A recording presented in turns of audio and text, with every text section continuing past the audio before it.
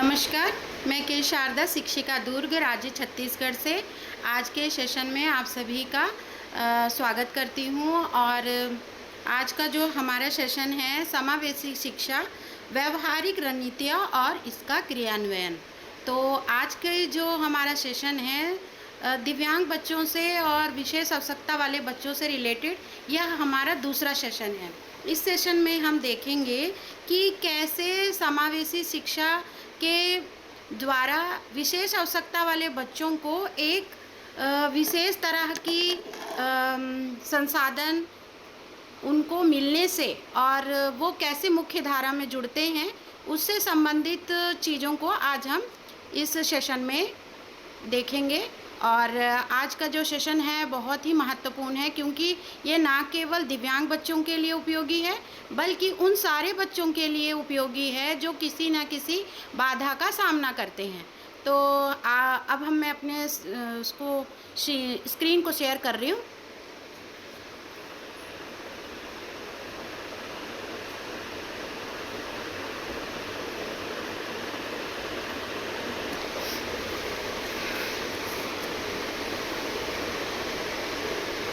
जी बताइएगा screen show हो रही है या नहीं।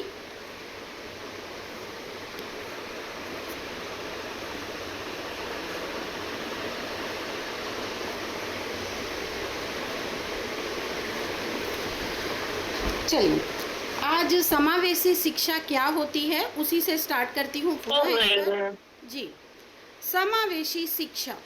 समावेशी शिक्षा एक ऐसी शैक्षिक प्रणाली होती है जिसमें सभी बच्चों को, चाहे वे किसी भी शारीरिक, मानसिक, सामाजिक, आर्थिक, भाषाई, सांस्कृतिक विविधता से जुड़े हों, उन्हें समान अवसर देना और उनको संसाधन प्रदान करना, जिससे विशेष रूप से दिव्यांग बच्चे इसमें शामिल होते हैं, वंचित समुदाय के बच्चे शामिल होते हैं और वैसी ऐसी बालिकाएं भी हो सकती हैं और विशेष रूप से दिव्यांग बच्चे, विशेष आवश्यकता वाले बच्चे जो स्लो लर्नर होते हैं वो भी इसमें शामिल होते हैं।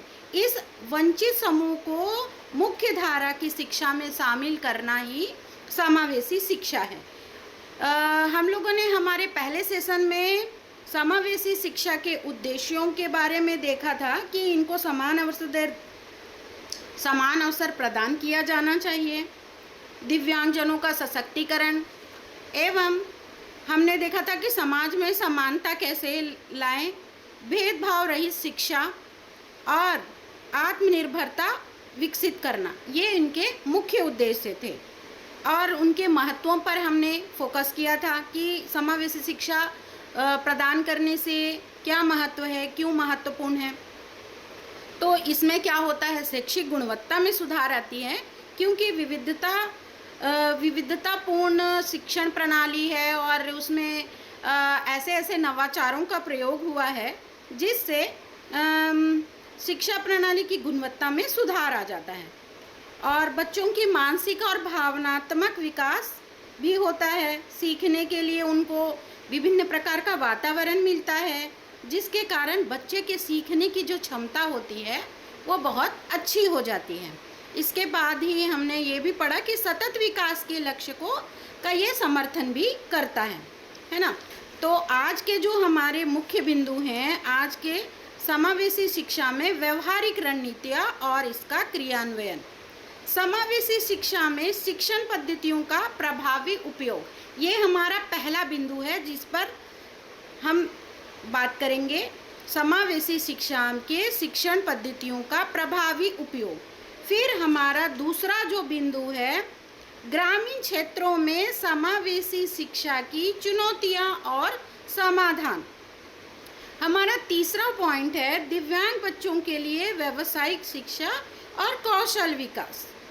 और हमारा चौथा पॉइंट है, समावेशी शिक्षा में मूल्यांकन और प्रगति का आकलन। हमारा पांचवा पॉइंट है, दृष्टिबाधित छात्रों के लिए ब्रेल और अन्य उपकरणों का उपयोग। और हमारा जो छठवां पॉइंट है, दिव्यांग छात्रों के लिए खेल कूद सह पाठ्यक्रम गतिविधियाँ। तो ये 6 पॉइंट्स पर आज हमारी चर्चा होगी।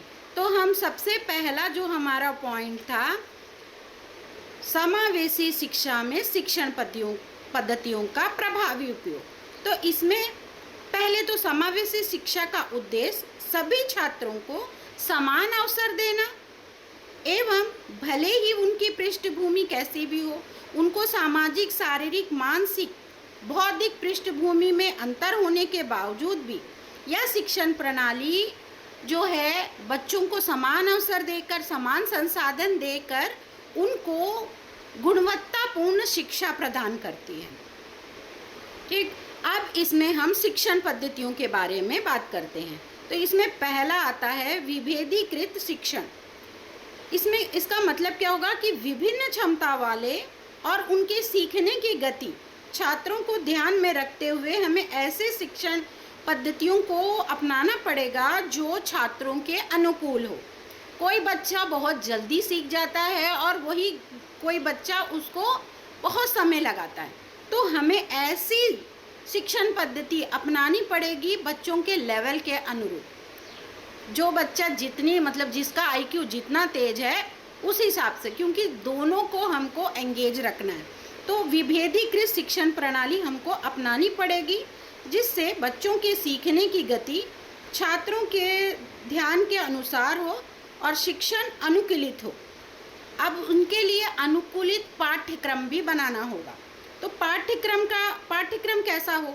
जो छात्रों की व्यक्तिगत ज़रूरत के अनुसार हो, उन्हीं के अनुसार हमें पाठ्यक्रम तैयार करना है। अगर कोई बच्चा मानसिक रूप से उतना डेवलप नहीं हुआ है तो पाठ्यक्रम कैसा हो? लचीला होना चाहिए।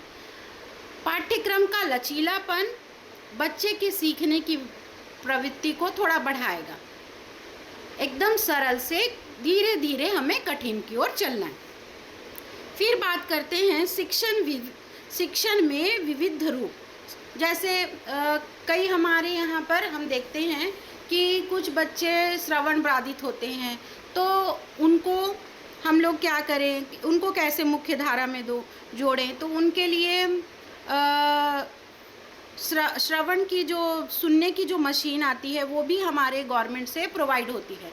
तो हमारा कर्तव्य है कि हम ऐसे किट की व्यवस्था करें और ये हर जो हमारा जिला कार्यालय होता है चिकित्सा विभाग का, वहाँ पर इसकी शिविर लगती हैं।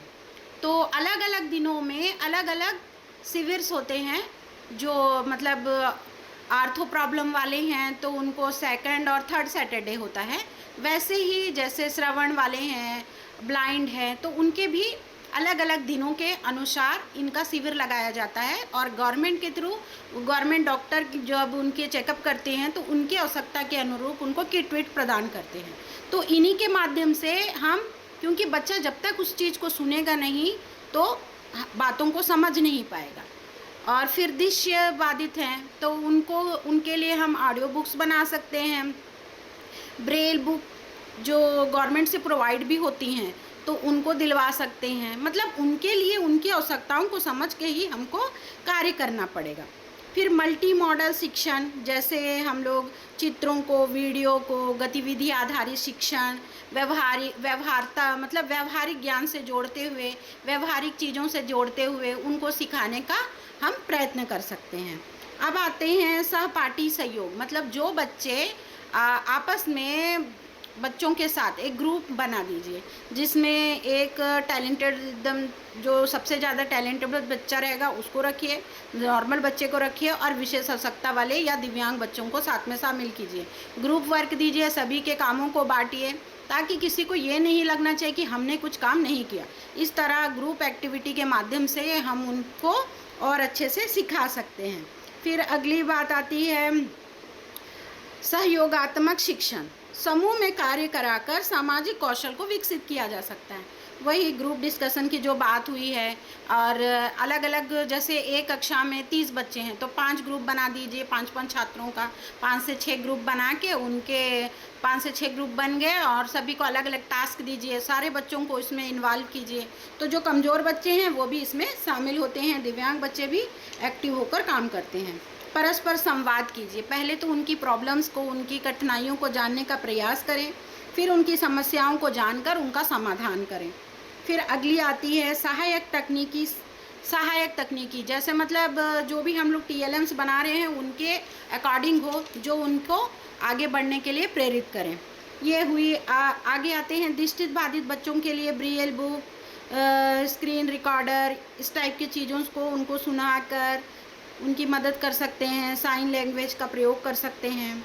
शारीरिक रूप से अक्षम छात्रों के लिए भी हम लोग जो है जितना हमसे बन सकता है हम उसके अकॉर्डिंग कार्य कर सकते हैं। तो ये था। हाँ, और हमें प्रोजेक्ट जैसे प्रोजेक्ट बेस्ड लर्निंग, इस चीज़ का इस्तेमाल किया जा सकता है। और निरंतर हमें ये कोशिश करनी है कि बच्चे में निरंतर प्रोग्रेस दिखाई दे, और हमारा जो सिलेबस होगा, पाठ्यक्रम होगा, वो थोड़ा लचीला रखें और शिक्षण पद्धतियों को मतलब बच्चों के अकॉर्डिंग हम थोड़ा सा चेंज कर सकते हैं। तो ये थी हमारा पहला समावेशी शिक्षा में शिक्षण पद्धतियाँ जो कि विशेष आवश्यकता वाले बच्चों के लिए लागू होती हैं। मेरा ना स्क्रीन शेयर कर रही हूँ तो शायद वीडियो ऑफ हो जा रहा है। चलिए, अब हम दूसरी चीज़ के लिए मैं आमंत्रित करूँगी सुप्रिया शर्मा। ग्रामीण क्षेत्र में समावेशी शिक्षा की चुनौतियां और समाधान, इस विषय को डील करने के लिए हम आमंत्रित करते हैं श्रीमती सुप्रिया शर्मा, रायपुर, सहायक शिक्षिका।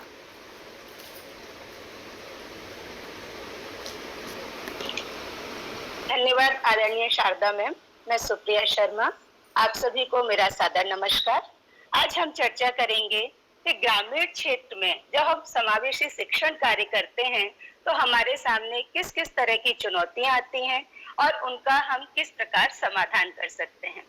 अगर हम ग्रामीण अंचल की बात करें तो होता क्या है कि वहां पर गरीबी एवं संसाधनों की कमी। पहला क्या है कि हर ग्रामीण क्षेत्र में या कहीं भी आप शहरी क्षेत्र की भी बात कर सकते हैं, जरूरी नहीं है कि हर नागरिक आर्थिक रूप से संपन्न हो, सुदृढ़ हो। जब आर्थिक संपन्नता नहीं रहती या धन की कमी रहती है तो हमारे जो संसाधन है समावेशी शिक्षण के लिए, समावेशी शिक्षण में क्या रहता है कि सभी बच्चों को हम समान रूप से समता के साथ शिक्षण प्रदान करते हैं और उनके विशिष्ट आवश्यकता वाले बच्चों के लिए विशिष्ट उपकरणों की आवश्यकता होती है। और हम सभी जानते हैं कि यह उपकरण बहुत महंगे होते हैं, आसानी से उपलब्ध नहीं होते। तो ये जब हमारे पास संसाधन उपलब्ध नहीं होते हैं तो ये हमारे शैक्षणिक कार्य को प्रभावित करते हैं और उसमें थोड़ा सा अवरोध उत्पन्न हो जाता है। अगर हम दूसरी बात करें तो शिक्षकों का अभाव। सुदूर अंचल में, इंटीरियर एरियाज में क्या होता है, शिक्षकों की कमी होती है। और अगर शिक्षक उपलब्ध भी हैं तो जरूरी नहीं है कि वह समावेशी शिक्षण कार्य के लिए ट्रेनिंग हो उनके पास में, वो ट्रेन्ड हो, प्रशिक्षित हो। जब हमारे पास में शिक्षक उपलब्ध नहीं होते हैं और उनको उस प्रकार की तक जानकारी नहीं रहती है, प्रशिक्षित नहीं रहते हैं, तो हमारा जो समावेशी शैक्षणिक कार्य है प्रभावित होता है। और ग्रामीण अंचलों में यह देखने में आता है कि शिक्षकों के अभाव में यह कार्य सुचारू रूप से नहीं हो पाता है। तीसरी बात अगर हम करते हैं, जो चुनौती हमारे सामने आती है, सामाजिक रूढ़िवादी विचार। सामाजिक रूढ़िवादी विचार में क्या होता है, कुछ नकारात्मक सोच होती है कि जो विशिष्ट आवश्यकता वाले बच्चे हैं वो सामान्य बच्चों के समान रूप से कार्य नहीं कर सकते। अगर हमारी सोच नकारात्मक रहेगी तो हम प्रभावी ढंग से अपना कार्य नहीं कर पाएंगे। तो इसकी आवश्यकता होती है कि हम एक सकारात्मक सोच के साथ में कार्य करें और अपने समावेशी शिक्षण को प्रभावी ढंग से आगे बढ़ाएं। अब चौथी बात आती है आपकी जो भौतिक संसाधन है। विद्यालय उपलब्ध रहते हैं ग्रामीण क्षेत्र में और जरूरी नहीं है कि जो विद्यालय की इमारत है वो विशिष्ट आवश्यकता वाले बच्चों के अनुरूप हो। वहां पर विशिष्ट आवश्यकता वाले बच्चों के लिए मूलभूत आवश्यकताओं के लिए शौचालय उपलब्ध हो, रैंप की व्यवस्था हो, मूलभूत उपकरण हो। तो ये सभी संसाधनों की कमी भी वहां पर हमको अखरती है। तो हमारा जो भौतिक संसाधन है, इमारत है, वो भी बच्चों के अनुरूप होना चाहिए, क्लास का वातावरण भी अच्छा होना चाहिए। और नेक्स्ट पॉइंट की हम बात करें तो प्रौद्योगिकी की कमी, टेक्नोलॉजी। अब इंटीरियर एरियाज में टेक्नोलॉजी की पहुंच उतनी सुगम नहीं है, और जब टेक्नोलॉजी की पहुंच वहां पर इतनी सुगमता से नहीं होती है तो क्या होता है कि ना तो शिक्षक उससे जुड़ पाते हैं और ना ही छात्र जुड़ पाते हैं। और शिक्षक और छात्र जब टेक्नोलॉजी से जुड़े रहते हैं तो नई नई रणनीतियों को वो सीखते हैं। नई नई क्या सीखने सिखाने की जो नई नई गतिविधियां हैं टेक्नोलॉजी के माध्यम से शिक्षकों के बीच भी आती है और छात्रों के बीच भी आती है। तो ये सभी चुनौतियों का सामना हमको ग्रामीण अंचल में करना पड़ता है। पहला, गरीबी एवं संसाधनों की कमी, शिक्षकों का अभाव, बुनियादी ढांचे की कमी, रूढ़िवादी मानसिकता, और फिफ्थ हो गया हमारा प्रौद्योगिकी की कमी या टेक्नोलॉजी का अभाव। अब हम बात करते हैं कि जो हमारे सामने चुनौतियां आ रही हैं शैक्षणिक कार्य में और समावेशी शैक्षणिक कार्य में, तो हम इससे कैसे निजात पा सकते हैं, इसका क्या समाधान होना चाहिए। हमारा फर्स्ट पॉइंट क्या होगा कि शिक्षक प्रशिक्षित हों, हमारे जो टीचर्स हैं उनको समय समय पर ट्रेनिंग दी जाए, और विशिष्ट आवश्यकता वाले बच्चों के अनुरूप किस प्रकार से हमको शिक्षण कार्य करना है, इन सब चीजों की अगर उनको रणनीतियों की जानकारी होगी तो वो बहुत ही आत्मविश्वास के साथ आगे बढ़ेंगे और नई नई रणनीतियों का निर्माण स्वयं कर पाएंगे। तो हमारी आवश्यकता है कि शिक्षकों का जो अभाव है उसको पूरा किया जाए, शिक्षकों को प्रशिक्षित किया जाए, जन समूह की भी सहयोग लिया जाए। बुनियादी ढांचे में सुधार, आप स्थानीय एवं सरकारी मदद से हम बुनियादी ढांचे को सुधार सकते हैं, बच्चों के अनुरूप शौचालय का निर्माण करवा सकते हैं, वहां पर उपकरण जो व्हील चेयर वगैरह है सभी की उपलब्धता पर ध्यान देंगे। तो अगर हमारे पास में बुनियादी ढांचा अच्छा है, रैंप उपलब्ध है, तो विशिष्ट आवश्यकता वाले बच्चे वहां पर सहज महसूस करेंगे और वहां पर हम आराम से शैक्षणिक कार्य कर सकते हैं और बच्चों का ध्यान इधर उधर नहीं भटकेगा। तो आवश्यकता है बुनियादी ढांचे में सुधार की। इसके लिए हम स्थानीय लोगों से भी मदद ले सकते हैं, सरकार से भी मदद ले सकते हैं। जब हम बात करते हैं रूढ़िवादी मानसिकता की, जो रूढ़िवादी मानसिकता नकारात्मक सोच जो हमको आगे बढ़ने से रोक रही है, हमको सकारात्मक कार्य करने से रोक रही है, उसके लिए हम क्या कर सकते हैं, जागरूकता कार्यक्रम अगर हम संचालन करेंगे ग्रामीण क्षेत्र में, तो क्या होगा कि जो नागरिक हैं वहाँ के सदस्य हैं वो हमारे साथ जुड़ेंगे और उनके अंदर एक सकारात्मक सोच का प्रभाव होगा। और सरकारी नीतियां जो हमारे शैक्षणिक विकास के लिए निरंतर नीतियों का निर्माण होता है, उसके बारे में भी यदि हम बात करते हैं तो उनकी जानकारी भी गांव के क्षेत्र में, ग्रामीण क्षेत्र के अंचल में सभी के पास में पहुंच जाएगी। तो इस तरीके से हम ग्रामीण क्षेत्र में आने वाली जो हमारी समस्याएं हैं, चुनौतियां हैं, उनका समाधान कर सकते हैं। और जब वहाँ के नागरिक हमारे साथ में आएंगे तो हमारा कार्य और भी प्रभावी ढंग से होगा और हम समावेशी शैक्षणिक कार्य में अपने आप को बहुत सक्षम पाएंगे। और सरकार की मदद से, स्थानीय लोगों की मदद से हम प्रयत्न करते रहें कि टेक्नोलॉजी से हम जुड़ें। जब हम टेक्नोलॉजी से जुड़ेंगे तो नई नई शैक्षणिक रणनीतियां, आज का जमाना, आज का युग टेक्नोलॉजी का युग है, निरंतर नई नई पद्धतियों का विकास हो रहा है, नई नई शैक्षणिक रणनीतियां बन रही हैं। जब टीचर के पास में इन सब की जानकारी होती है तो वो इसके माध्यम से बच्चों का शैक्षणिक कार्य कर सकते हैं। हम एनजीओ के माध्यम से और स्थानीय लोगों के माध्यम से जो शैक्षणिक उपकरण हैं, विशिष्ट आवश्यकता वाले बच्चों के लिए ब्रेल लिपि वाली पुस्तकें या जिनको संवेदना के माध्यम से हम शैक्षणिक कार्य कर रहे हैं, तो वो सब शैक्षणिक सामग्री उपलब्ध कराएंगे तो हमारा शैक्षणिक कार्य बहुत ही बेहतर ढंग से होगा और ग्रामीण परिवेश में आने वाली चुनौतियों का समाधान हम आसानी से कर पाएंगे। अच्छा, और मैं आपके सामने आज के एक समाचार पत्र की एक सकारात्मक न्यूज रखना चाहती हूँ। अभी मैं उसको पढ़ रही थी तो मुझे बहुत अच्छा लगा। ऑटिज्म पीड़ित 3 साल के जुड़वा भाइयों ने बनाए 5 विश्व रिकॉर्ड। वो 3 साल के हैं जुड़वा भाई, लेकिन वो शारीरिक रूप से कितने साल के लगते हैं, 4 साल के, और शैक्षणिक दृष्टि से वो 6 साल के हैं और व्यवहारिक रूप से वो 5 साल के हैं। मतलब अपनी उम्र से ज्यादा उनकी उपलब्धि है, शारीरिक रूप से भी, शैक्षणिक रूप से भी और मानसिक रूप से भी। इसके लिए उनके जो पेरेंट्स हैं, बंसल दंपति, एक्चुअली में वो दोनों ही डॉक्टर हैं और उन्होंने 14 घंटे अपने बच्चों के साथ में रोज काम किया है, तब उनको यह उपलब्धि मिली है। इसलिए हमको सभी बच्चों को समान रूप से देखना चाहिए, अपना सकारात्मक दृष्टिकोण रखना चाहिए और जो भी हम रणनीतियां बनाते हैं उस पर अमल करना चाहिए। अगर हमारी सोच सकारात्मक है तो कोई भी बच्चा पीछे नहीं रह सकता और वो निरंतर आगे बढ़ेगा। कोशिश जारी रखना चाहिए। धन्यवाद।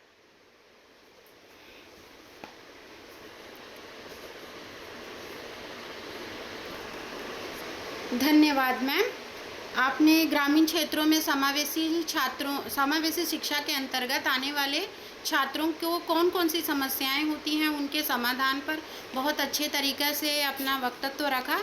अब हम इनवाइट कर रहे हैं हमारे अगले बिंदु के लिए दिव्यांग बच्चों के लिए व्यावसायिक शिक्षा और कौशल विकास। इस विषय पर अपना वक्तव्य रखने के लिए हम आमंत्रित करते हैं श्री यशवंत कुमार पटेल, प्रधान पाठक, जिला दुर्ग से। स्वागत है सर आपका। आप सभी को मेरा नमस्कार। आज हम व्यावसायिक शिक्षा पर बच्चों में व्यावसायिक शिक्षा जो है दिव्यांग बच्चों के लिए बहुत जरूरी है, इस विषय में हम आज चर्चा करेंगे।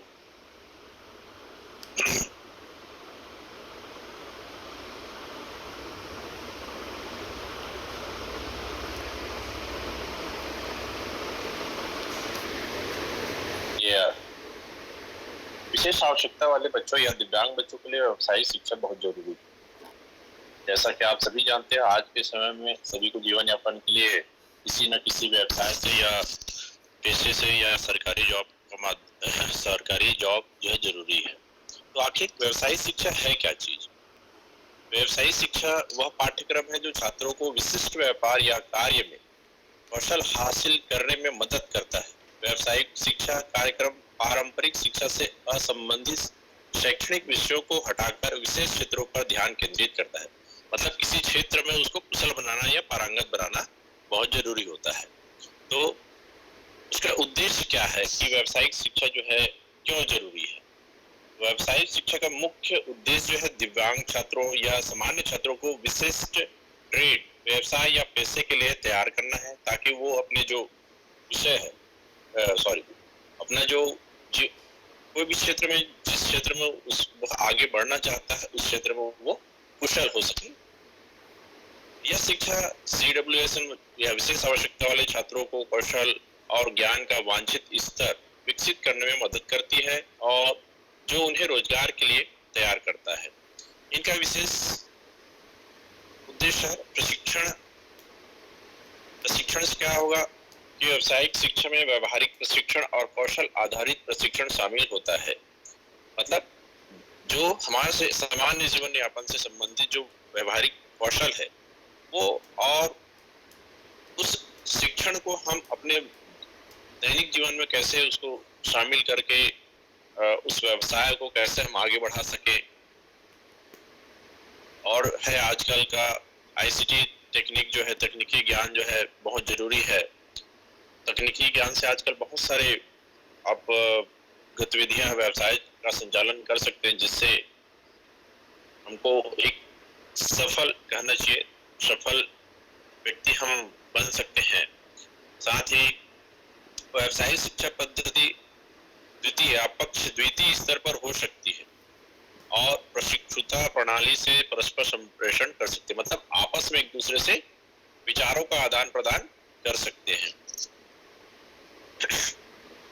यह जो शिक्षा है शिक्षकों और छात्रों के बीच में सहयोग और निरंतर सीखने को बढ़ावा देता है। और हमारी जो राष्ट्रीय शिक्षा नीति है 2020 उसमें भी व्यावसायिक शिक्षा और कौशल विकास पर बल दिया गया है, ताकि सभी छोटे से छोटे कक्षाओं से लेकर के जो स्नातकोत्तर स्तर की कक्षाएं हैं उसमें भी हम बच्चों को व्यावसायिक शिक्षा दे सके, ताकि सभी व्यक्तियों को तो सरकारी जॉब मिलना या किसी क्षेत्र में व्यवसाय के लिए उनको जगह मिल पाना बहुत मुश्किल होता है। इसलिए सरकार यह चाहती है कि आप सभी सक्षम बने या उस क्षेत्र में आप पारंगत हो जिस क्षेत्र में आपकी रुचि है। और कुछ सामान्य जानकारियां हैं जो व्यावसायिक शिक्षा के बारे में हम दिव्यांग बच्चों के लिए या विशेष आवश्यकता वाले बच्चों के लिए हम कर सकते हैं। विशेष शिक्षा विशेष जरूरतों वाले बच्चों के लिए एक उज्जवल भविष्य का रास्ता प्रशस्त कर सकती है। शिक्षा के जरिए इन बच्चों की क्षमताओं को अनलॉक किया जा सकता है। मतलब वो जो क्षेत्र में जिस क्षेत्र में वह जाना चाहता है, कहने का मतलब उस क्षेत्र में वो स्वतंत्र हो सकता है। व्यावसायिक शिक्षा छात्रों को किसी खास व्यापार या काम में कौशल हासिल करने में मदद करती है। व्यावसायिक शिक्षा पारंपरिक शिक्षा से अलग शैक्षणिक विषयों पर ध्यान केंद्रित करती है। पारंपरिक शिक्षा पद्धति मतलब जिस तरह से हम लोगों ने पिछली कक्षाओं में अध्ययन किया है, ठीक उसी प्रकार आज के समय में, आज के परिवेश में हम बच्चों को वैसी शिक्षण पद्धति अपनाएंगे तो उससे अलग हट करके ये शिक्षण पद्धति होगी, जिससे सामान्य बच्चों के साथ साथ दिव्यांग बच्चों को भी लाभ मिलेगा। व्यावसायिक शिक्षा जो है रोजगार का रास्ता जो है तय करता है, बनाता है। व्यावसायिक प्रशिक्षण छात्रों को आजाद होने और एक उत्पादक समुदाय बनाने का मौका देती है। मतलब कोई चीज का प्रोडक्ट करके वो सामान्य व्यक्तियों के बीच में अपनी वस्तुओं को रख सकते हैं ताकि उनसे उनको आर्थिक लाभ मिले, साथ में वो सक्षम हो। अगला पॉइंट है इसमें हम कौशल विकास योजना में कौन कौन से कोर्स आते हैं। इसके अंतर्गत बहुत सारे कोर्स आते हैं, जैसे फैशन डिजाइनिंग है, मोटर वाहन का जो है बनाने का, इसमें नया बनाना है, सुधार करना है। कंप्यूटर से संबंधित जितने भी आपके व्यवसाय, उससे संबंधित व्यावसायिक गतिविधियां हैं। इलेक्ट्रॉनिक्स से संबंधित है, इलेक्ट्रीशियन का है, ब्यूटिशियन है, जो सौंदर्यवर्धक है या कहना चाहिए ब्यूटी पार्लर है, हेल्थ केयर आदि भी प्रशिक्षित किया जाता है। ऐसे बहुत से राज्यों में, एक राज्य अपना इसमें उदाहरण के रूप में उत्तर प्रदेश दिया है, मध्य प्रदेश है और गुजरात है।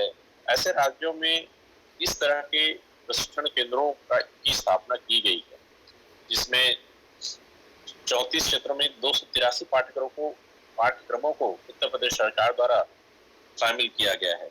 इसके और बहुत से क्षेत्र हैं, जैसे ITI है ना। ITI इसी के अंतर्गत है, जो उनको क्या करती है, प्रशिक्षित करती है इस क्षेत्र में। जैसे उपरोक्त जो विषय हमने बात की है, इलेक्ट्रॉनिक्स है, इलेक्ट्रीशियन है, कंप्यूटर है ना। तो ITI एक व्यावसायिक प्रशिक्षण संस्थान है, जिसमें जो उपरोक्त बताई गई विषयों को शामिल करती है, जिससे व्यक्ति जो है रोजगार के अवसर उनको प्राप्त होती है। उन प्रशिक्षणों से उनको रोजगार के अवसर जो है प्रदान होते हैं। ITI हमारे छत्तीसगढ़ में बहुत जगहों पर संचालित है। एक ही ब्लॉक में 2-3 ITI की व्यवस्था की गई है, ताकि हर वर्ग के हर बच्चे जो है और साथ साथ दिव्यांग बच्चे भी उन क्षेत्रों में प्रशिक्षित हो सके। जैसे यहाँ कुछ क्षेत्रों का और उल्लेख किया गया है। इससे क्या होगा, रोजगार, इसके लाभ है कि व्यावसायिक शिक्षा प्रशिक्षित हो गए तो उससे उनको क्या क्या लाभ मिले। व्यावसायिक शिक्षा छात्रों को रोजगार के लिए तैयार करती है। स्वतंत्रता है, यह छात्रों को या युवाओं को स्वतंत्र होने और एक उत्पादक समुदाय बनाने का अवसर प्रदान करता है। साथ साथ वो बच्चे जो है कौशल विकसित होती है और ज्ञान में वृद्धि होती है। उनको आर्थिक विकास, व्यावसायिक शिक्षा से उनको आर्थिक विकास में महत्वपूर्ण भूमिका निभाती है। साथ ही साथ क्या होता है, सामाजिक विकास भी होता है। सामाजिक रूप से सक्रिय और जिम्मेदार नागरिक बनने में उनको मदद करता है। तो व्यावसायिक शिक्षण के जो और कुछ विषय वस्तु यहाँ है, तकनीशियन है, मैकेनिकल है, कंप्यूटर तकनीशियन है, स्वास्थ्य नर्स है, डॉक्टर है या फार्मासिस्ट है, अकाउंटेंट, मार्केटिंग विशेषज्ञ या सेल्समैन है। ये सभी विषयों पर हम, ये चित्रकार है, मूर्तिकार है या संगीतकार है। साथ ही साथ कृषि के क्षेत्र में किसान, पशुपालक या कृषि वैज्ञानिक इत्यादि क्षेत्रों में वो क्या हो सकता है, प्रशिक्षित होकर के अपना जीवन यापन आसानी से जीवन यापन कर सकता है। लेकिन कुछ प्राइवेट NGOs हैं जो इस तरह की गतिविधियों, अपने छत्तीसगढ़ में ये जसपुर जिले में है, जो मुख्यमंत्री कौशल विकास योजना अंतर्गत डिसेबल्ड या दिव्यांग बच्चों के लिए एक केंद्र स्थापित किए गए, जहां उनको प्रशिक्षित किया जाता है। साथ ही एक और NGO है, दिव्य भारती सेवा संस्थान। इसके द्वारा भी इस तरह के बच्चों को, दिव्यांग बच्चों को जो है प्रशिक्षित किया जाता है। साथ ही साथ हमारे भारत सरकार के द्वारा प्रधानमंत्री कौशल विकास योजना का स्थापना की गई है, जो है 2015 में से ही शुरुआत की गई है, जिसमें युवाओं को और दिव्यांग बच्चों को कहना चाहिए एक समावेशी रूप से कौशल विकसित करने में महत्वपूर्ण भूमिका निभा रही है। इसका उद्देश्य भी हमने ऊपर जो लाभ पढ़े हैं, उद्देश्य पढ़े हैं, उसी से मिलते जुलते हैं। कौशल विकास योजना पात्रता मापदंड, कौन कौन व्यक्ति जो है इस प्रधानमंत्री कौशल योजना के लिए मापदंड, जिनकी आयु 14 से 35 वर्ष की है, वो उम्मीदवार जो है PMKVY प्रशिक्षण कार्यक्रमों के लिए कार्य करते हैं। इसके लिए ऑनलाइन आवेदन जो है लिए जाते हैं और चयनित केंद्रों पर उनको प्रशिक्षित किया जाता है।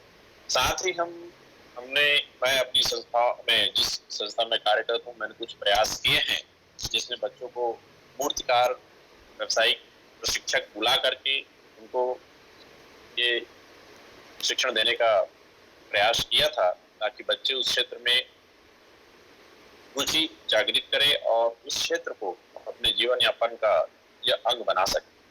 इस प्रकार आज की इस व्यावसायिक शिक्षा के जो बिंदु है, जिससे सामान्य बच्चों के साथ साथ दिव्यांग बच्चों को भी हम आगे अपने व्यवसाय में उसको जोड़ सकते हैं। इतना कहकर मैं अपनी वाणी को विराम देता हूँ। धन्यवाद। धन्यवाद सर, आपने बहुत ही सरल और स्पष्ट तरीके से हमको दिव्यांग बच्चों को कैसे व्यावसायिक शिक्षा में जोड़ें और कैसे उनका कौशल विकास करें, इस पर बहुत अच्छा आपने बताया। आगे के बिंदु के लिए हम चलते हैं। हमारा अगला बिंदु है समावेशी शिक्षा में मूल्यांकन और प्रगति का आकलन। इस पर अपना वक्तव्य रखने के लिए मैं आमंत्रित करती हूँ श्रीमती बजेश्वरी रावटे, प्रधान पाटिका, नारायणपुर जिला से। स्वागत है मैम। हेलो जी नमस्कार मैम। नमस्कार मैम। मैं ब्रजेश्वरी रावटे, प्रधान अध्यापक, जिला नारायणपुर से। मेरा आज का टॉपिक है समावेशी शिक्षा में मूल्यांकन और प्रगति का आकलन। सभी छात्रों के लिए समान अवसर सुनिश्चित करने और उनकी विविध जरूरतों को ध्यान में रखते हुए किया जाना चाहिए, जिसमें रचनात्मक और योगात्मक मूल्यांकन, लचीले आकलन विधियों और व्यक्तिगत समर्थन शामिल है, जो समावेशी मूल्यांकन और प्रगति आकलन के लिए महत्वपूर्ण होता है।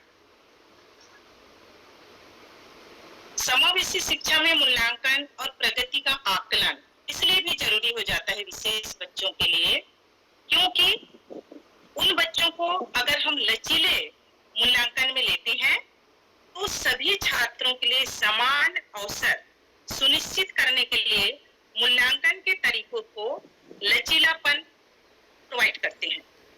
जैसे उन बच्चों के लिए हम रचनात्मक, योगात्मक तथा प्रदर्शन आधारित अलग अलग सीमा पर निर्धारित होना चाहिए।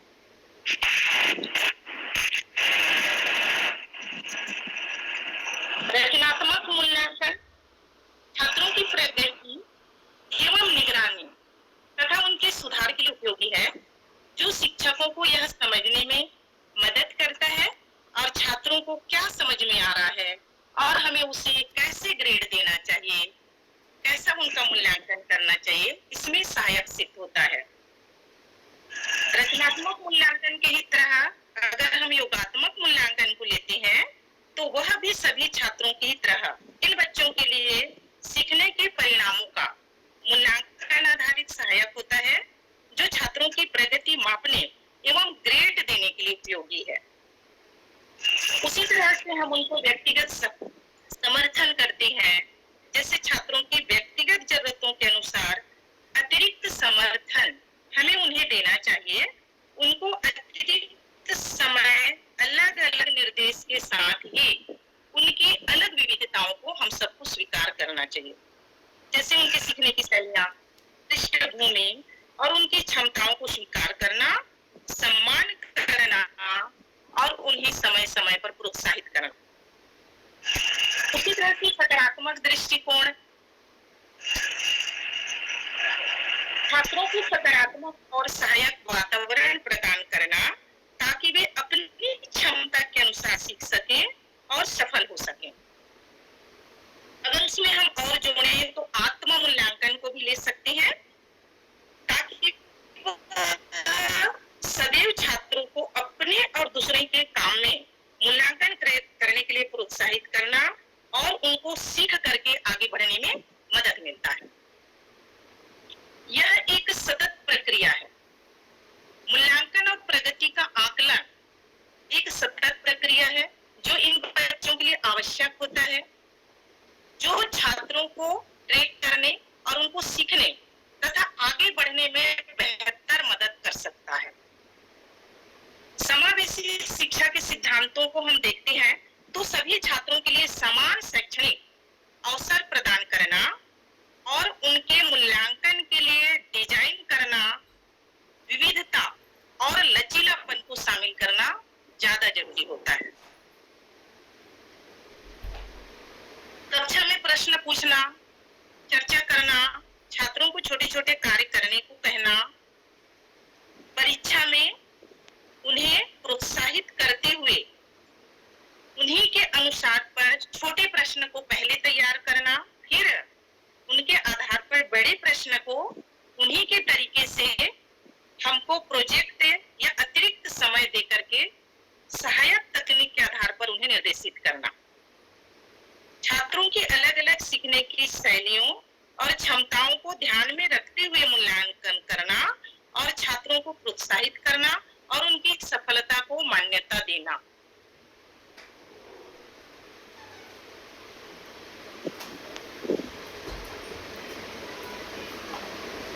Hello ma'am. हाँ हाँ, आ रही है मैम, आवाज आ रही है। जी जी जी, मैं एक उदाहरण देना चाहूंगी मैम। हमारे नारायणपुर में इन विशेष बच्चों के लिए जिला प्रशासन की ओर से एक परिणा दिव्यांग आवासीय उनके लिए बनाया गया है। लेकिन बच्चे जो होते हैं वो अलग अलग विद्यालय में एडमिशन लेते हैं। मेरे यहाँ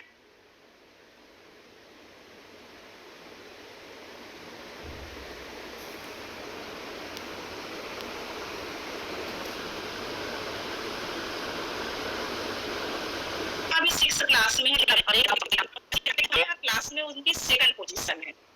बहुत बेहतरीन उसकी कैचिंग पावर है, बहुत बेहतरीन उनकी राइटिंग है।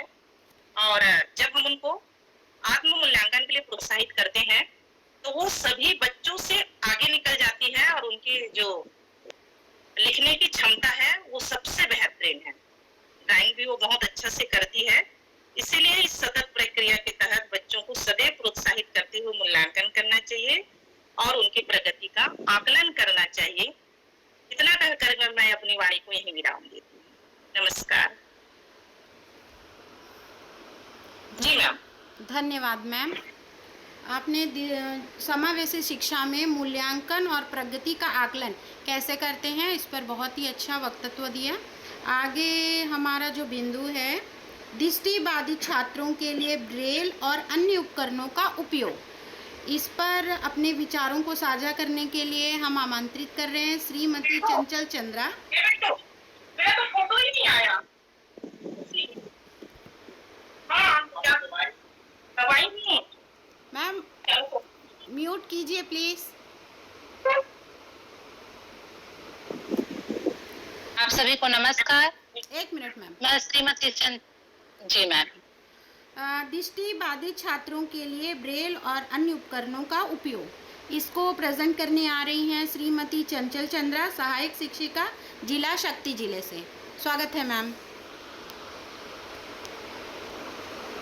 नमस्कार मैम, मैं श्रीमती चंचला चंद्रा, सहायक शिक्षक, विकास खंड जयपुर, जिला शक्ति से। मेरा विषय है दृष्टिबाधित छात्रों के लिए ब्रेल एवं अन्य उपकरणों का महत्व।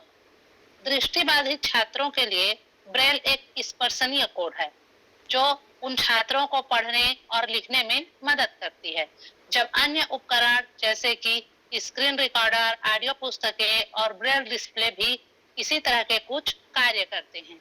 तो सबसे पहले हम ब्रेल लिपि के बारे में समझते हैं। ब्रेल एक स्पर्शनीय कोड है। जो ब्रेल एक उभरी हुई प्रणाली के रूप में रहती है, जिसमें कुछ बिंदु और उभार होते हैं जो छात्रों को स्पर्श करके उन्हें पढ़ने में सहायता करते हैं। इसी तरह इसमें लिखने का भी माध्यम होता है। बच्चे ब्रेल टाइपराइटर के द्वारा लिखाई भी बहुत आसानी से कर सकते हैं। पढ़ने और लिखने में ब्रेल का उपयोग करके दृष्टिबाधित छात्र अंग्रेजी, गणित, संगीत और सभी भाषाओं की शिक्षा ले सकते हैं और उन्हें आसानी से पढ़ और लिख सकते हैं। इसके लिए अलग अलग तरह के उपकरण होते हैं, जैसे कि लिखने के लिए ब्रेल राइटर, स्लेट और स्टाइल्स। ये सभी उपकरण लिखने के लिए उपयोगी होते हैं। इसी तरह से डिजिटल ब्रेल उपकरण भी आते हैं, जिसमें डिजिटल डिस्प्ले और कीबोर्ड होते हैं, जो छात्रों को डिजिटल सामग्री आसानी से उपलब्ध कराते हैं। इसी तरह हम और भी सहायक सामग्री देखते हैं जो छात्रों के लिए महत्वपूर्ण होते हैं, जैसे कि स्क्रीन रीडर। यह एक सॉफ्टवेयर होता है जो किसी भी टेक्स्ट को तेज आवाज में पढ़ अधिक लोगों तक पहुंचाता है, जिसे सुनकर वे आसानी से उसे समझ सकते हैं। इसी तरह से और अन्य सहायक सामग्री के रूप में ऑडियो पुस्तकें होती हैं, जिसमें पूरे पुस्तक की जानकारी ऑडियो रूप में रिकॉर्ड होती है, जिसे दृष्टिबाधित छात्र सुन करके समझ करके पढ़ लेते हैं। साथ ही पॉडकास्ट होती हैं, जिन्हें भी वे उपयोग में लाते हैं। इसी तरह से आवर्धन उपकरण भी होते हैं, जिन्हें क्लोज सर्किट टेलीविजन कहा जाता है। ये छोटे अक्षरों को बड़े अक्षरों के रूप में दृष्टिबाधित छात्रों को दिखाते हैं, जिससे उन्हें समझने में आसानी होती है। इसी तरह से नेविगेशन उपकरण भी हैं, जो अल्ट्रासोनिक होती हैं और ट्रांसमीटर के द्वारा उन्हें यात्रा के समय सुरक्षित रूप से एक जगह से दूसरे जगह पहुंचने में मदद करती हैं। उनके अन्य उपकरणों में होती हैं बड़े प्रिंट वाली किताबें, उभरी हुई रेखाएं और उभारों से बने हुए चित्र। इन सब द्वारा बच्चे आसानी से पढ़ लेते हैं। दृष्टिबाधित छात्रों में ऑडियो रिकॉर्डिंग सबसे महत्वपूर्ण है, क्योंकि उनमें देखने की क्षमता नहीं होती है, तो वो अपने श्रवण कौशल का अधिक उपयोग करते हैं और इसके लिए वे अपना नोट्स भी तैयार रखते हैं। इसी में डिजिटल नोट्स भी आते हैं, जिसको वो कलेक्ट करते हैं और नोट्स के रूप में रखे रहते हैं। इसी का एक उदाहरण मैं स्वयं देखी हूँ, जिसको मैं आप सबके सामने प्रेजेंट करती हूँ। मेरे एक रिश्तेदार का भाई है जो दृष्टिबाधित है, लेकिन इन्हीं सब उपयोग से आगे पढ़ाई करते हुए आज स्वयं वह एक संगीत शिक्षक के रूप में खैरागढ़ विश्वविद्यालय में पदस्थ है, जो कि दृष्टिबाधित छात्र होने के लिए उसके लिए एक बहुत बड़ी उपलब्धि है। तो ये सभी उपकरण उस छात्र को आगे बढ़ने में मदद किए हैं और उसको एक शिक्षक के रूप में आगे लाए हैं। धन्यवाद मैम। Thank you ma'am. अगला हमारा पॉइंट है दिव्यांग छात्रों के लिए खेलकूद और सह पाठ्यक्रम गतिविधियाँ। इसको डील करेंगी अमरदीप बोगला, सहायक शिक्षिका जिला बिलासपुर से। मैम आप उपस्थित हैं? जी मैम। जी वेलकम मैम। जी सबको मेरा नमस्कार। मैं श्रीमती अमरदीप भोगल और जिला बिलासपुर। आज मुझे टॉपिक मिला है खेल दिव्यांग बच्चों के लिए खेलकूद और सह पाठ्यक्रम गतिविधियां। सबसे पहले हम खेल को समझते हैं। खेल एक ऐसी गतिविधि है जो कि शारीरिक मानसिक दोनों स्तर से आनंद और मनोरंजन प्रदान करती है, जिसमें कि कुछ नियम, कौशल और अपनी प्रतिस्पर्धाएं होती है।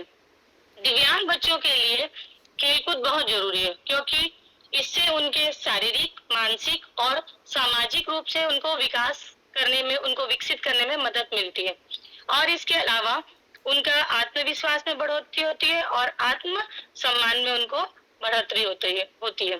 शारीरिक रूप से सक्रिय रहने पर उनके शरीर का भी विकास होता है और उनके संतुलन और लय में सुधार होता है। वो उनको आगे बढ़ाने में मदद करते हैं।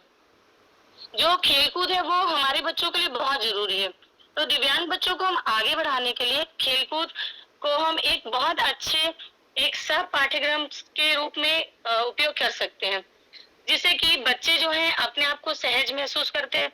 अगर हम बीच बीच में स्कूल जब हम पढ़ाई पढ़ते हैं, हमारे बच्चे स्कूल आते हैं, तो अगर हम उनको बीच बीच में खेलकूद करवाएं तो उन बच्चों को सबसे पहले तो वहाँ स्कूल परिसर में उनको शामिल होने के लिए एक सहज माहौल मिलता है। वो अपने आप को वहाँ पर शामिल करते हैं, और जब वो देखते हैं कि सभी बच्चों के साथ उनका खेलकूद हो रहा है तो वो एक सहज महसूस करके उनके साथ पढ़ना लिखना या अन्य गतिविधियां भी करते हैं। हमारे जिले में, ब्लॉक में और स्टेट लेवल पे बहुत सारी खेलकूद की गतिविधियां भी कराई जाती हैं बच्चों से समय समय पर। अभी कुछ ही समय पहले हमारे जिले में खेल का आयोजन किया गया था, जिसमें हमारे स्कूल से भी कुछ बच्चे गए थे और बहुत सारे स्कूलों से बच्चों को बुलाकर एक बहुत अच्छा आयोजन कराया गया था। इस प्रकार से बच्चों को सबके साथ शामिल करने, समान रूप से शिक्षा देने के लिए खेलकूद जो है एक महत्वपूर्ण भूमिका निभाता है।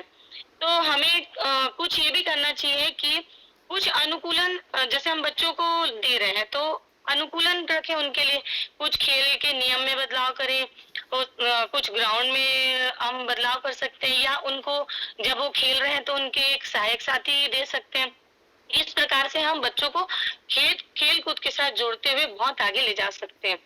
और अभी देखा गया है कि बहुत सारे स्टेट लेवल पर और आगे अपने नेशनल लेवल पे भी बच्चों के लिए खेल कूद का आयोजन कराया गया है, जिसमें कि para kabaddi, para cricket, rugby, tennis और तैराकी, तीरंदाजी, इस प्रकार के बहुत सारे खेलों का आयोजन कराया गया था, जिससे कि बच्चों को आगे बढ़ने के लिए बहुत ज्यादा हेल्प होती है, उनके लिए बहुत ज्यादा महत्वपूर्ण हो जाता है। तो हम ये देखते हैं कि खेलों से हमारे बच्चों को किस किस प्रकार के लाभ हो सकते हैं। खेल से बच्चों को की शारीरिक स्वस्थता होती है। जब खेल खेलते हैं बच्चे तो उनकी पूरी बॉडी, वो पूरे अपने उसको लेकर खेलते हैं, दौड़ते हैं, जो भी करते हैं साथ में, तो वो शारीरिक विकास होता है। मानसिक विकास होता है, क्योंकि बच्चे खेलते वक्त सिर्फ अपने अंगों का प्रयोग नहीं करते, अपने दिमाग का प्रयोग भी करते हैं। तो इस प्रकार से मानसिक विकास होता है, सामाजिक विकास होता है और सहयोगात्मक विकास होता है। जब ग्रुप का खेल कराते हैं, जिस प्रकार से हम अगर कोई ग्रुप खेल करा रहे हैं तो बच्चे क्या आपस में सहयोग करना सीखते हैं। इस प्रकार से समाज में आगे बढ़ते हैं, सहयोग सीखते हैं। सबसे ज्यादा लाभ होता है उनके स्वयं के आत्मविश्वास में और उनके आत्मसम्मान में। उनको ऐसा लगता है कि जनरली बच्चों को हम देखते हैं कि दिव्यांग बच्चे ये सोचते हैं कि अरे हम ये नहीं कर पाएंगे, परंतु जब वो देखते हैं कि हम खेल में सब बच्चों के साथ बराबर खेल रहे हैं तो उनके अंदर एक ना सकारात्मक ऊर्जा पैदा होती है, तो जिससे उनके अंदर एक आत्मविश्वास पैदा होता है और एक आत्मसम्मान पैदा होता है।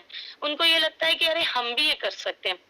इसके साथ साथ जीवन कौशल का विकास होता है, समग्र विकास होता है, सकारात्मक दृष्टिकोण का विकास होता है और बच्चों में दोस्ती में सुधार होती है। अब बच्चे खेलते हैं तो मांसपेशियां और अपने हृदय वगैरह जो है उसकी मांसपेशियों में विकास होता है और बच्चों के स्वतंत्रता में भी विकास होता है। उनको ऐसा लगता है कि अब वो स्वतंत्र होकर वे भी कुछ अकेले काम कर सकते हैं। इस प्रकार से और कई ऐसे खेल हैं जो बच्चों को आगे बढ़ाते हैं, जैसे एथलेटिक्स है, बहुत सारे एथलेटिक्स हैं जिसमें बच्चे अभी तीरंदाजी है, तैराकी है, इन सब में आगे बढ़ के अपने जीवन कौशल का भी विकास करते हैं, जो कि उनको आगे बढ़ाने के लिए बहुत ज्यादा सहायता प्रदान करता है। इसी प्रकार ग्रुप वाले गेम्स देख लें तो फुटबॉल है, बास्केटबॉल है, गोल्फ है, टेबल टेनिस है। कुछ ग्रुप वाले भी जो होते हैं उनमें भी वो अपने आप को जब सबके बीच में रखते हैं, सबके बीच में उनके साथ खेलते हैं तो वो आगे बढ़ने के लिए उनको एक प्रेरणा मिलती है और वे सबके साथ बहुत अच्छा प्रयोग करते हैं, जिससे कि उनकी एक मानसिक स्थिरता भी आती है। मतलब उनके मन में कई बच्चे ऐसे होते हैं जो चिड़चिड़ाने लगते हैं बच्चे, लेकिन जब हम खेलकूद में उनको शामिल करते हैं तो उनकी मानसिक स्थिरता भी आती है। तो और कुछ फ्रेंड्स बनते हैं तो उनको ऐसा खुशी होती है कि अरे हम भी ये सब कर सकते हैं। तो इस प्रकार से खेलकूद जो है दिव्यांग बच्चों के लिए बहुत जरूरी है। इसके बाद हम देखते हैं सह पाठ्यक्रम गतिविधियां। तो सह पाठ्यक्रम से तात्पर्य उन गतिविधियों से है जो छात्र अपने जीवन कौशल को बढ़ाने के लिए उपयोग करते हैं। तो जिस मतलब उन कौशलों का उपयोग वो आगे भी करते हैं। हम सिर्फ पढ़ाई करा रहे हैं, हम बच्चे पढ़ रहे हैं, पढ़ते पढ़ते हम जानते हैं कि दिव्यांग बच्चे बहुत अच्छे से मतलब पढ़ नहीं सकते और कुछ बच्चे बहुत आगे बढ़ जाते हैं, लेकिन उनको पढ़ाई के साथ साथ कुछ सह शैक्षणिक गतिविधियां भी करानी जरूरी है, जिससे वे अपने कौशल का आगे विकास कर सके, या उनके अंदर से ग्लानि खत्म हो, या उनके अंदर में ये मत आए कि हम ये नहीं कर सकते, तो उनको एक वो क्षेत्र भी दिया जा सकता है। तो जो सह पाठ्यक्रम है वो उनकी प्रकृति के अनुसार होते हैं। तो कुछ व्यक्तिगत भी हो सकते हैं, कुछ सामूहिक भी हो सकते हैं, और कुछ इंडोर भी होते हैं और कुछ आउटडोर भी होते हैं। तो वो कुछ अलग अलग प्रकार के ये होते हैं। और जो सह पाठ्यक्रम गतिविधियां हैं जो नियमित पाठ्यक्रम के साथ साथ छात्रों के समग्र विकास में मदद करती है, जैसे कि खेल है, कला है, संगीत है, क्लब है और सामुदायिक सेवा।